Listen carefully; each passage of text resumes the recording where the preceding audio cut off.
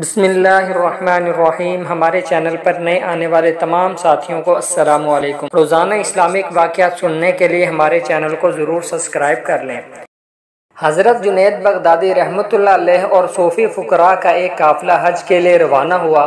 راستے میں کچھ دنوں کے بعد پانی ختم ہو گیا۔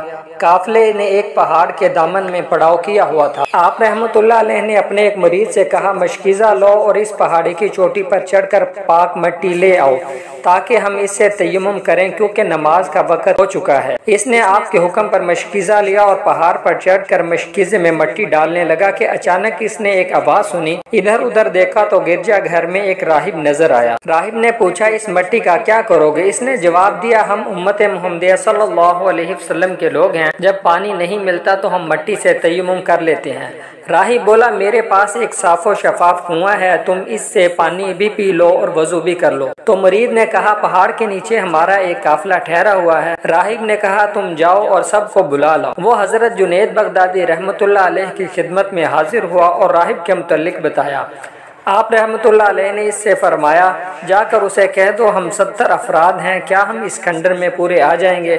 وہ مرید دوبارہ گیا اور راہب کو جا کر ساری بات بتائی تو اس نے کہا، اگرچہ 1000 ہی کیوں نہ ہو، کیونکہ میں محمد صلی اللہ علیہ وسلم اور آپ صلی اللہ علیہ وسلم کی امت کی قدر کرتا ہوں اور ان سے محبت کرتا ہوں۔ جب مرید نے واپس جا کر آپ رحمۃ اللہ علیہ کو بتایا تو آپ رحمۃ اللہ علیہ سارے قافلے کو لے کر پہاڑ پر چڑھ گئے۔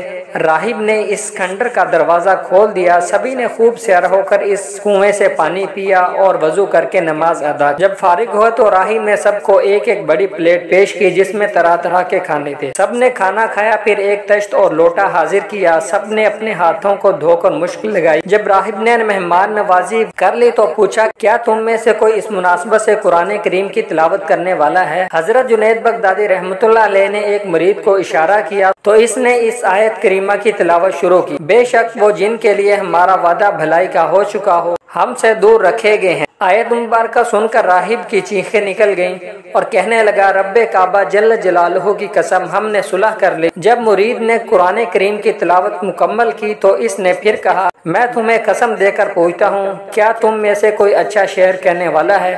کیونکہ میں سماع کو پسند کرتا ہوں۔ آپ رحمۃ اللہ علیہ نے ایک مرید کی طرف اشارہ کیا تو اس نے چند اشعار پڑھے جن کا ترجمہ یہ ہے۔ اس نے طویل عرصے تک دوریوں کو برقرار رکھا تو اسے معلوم ہوا کہ عذر خواہی کے راستے کیسے ہیں، پھر بھی دوری برقرار رکھنے کو اس نے پسند کیا اور فراق کے سمندر میں غوطہ زن رہا، اور وہ نہیں جانتا تھا کہ وفا کے ساتھ ناانصافی کے زخم اگرچہ ختم بھی ہو جائیں تب بھی ان کے نشانات نہیں مٹتے۔ ان اشعار کو سن کر راہب کافی دیر تک روتا رہا، پھر بولا، مزید اشعار سنائیے۔ مرید نے دوبارہ اس طرح کا شعر پڑھا جس کا ترجمہ یہ ہے، میں حاضر ہوں اے وہ ذات جو ازل سے مجھے اپنی طرف بلاتا رہا اور اپنے پوشیدہ لطف و کرم سے بار بار اپنی بارگاہ کی طرف میری رہنمائی فرماتا رہا، لیکن میں اس سے روگردانی کرتا رہا۔ راہب نے پھر چیخ ماری اور کہا، میں حاضر ہوں اے میرے مالک، میں حاضر ہوں اے میرے مالک عز و جل، تو نے مجھے اپنی رحمت کی طرف بلایا ہے۔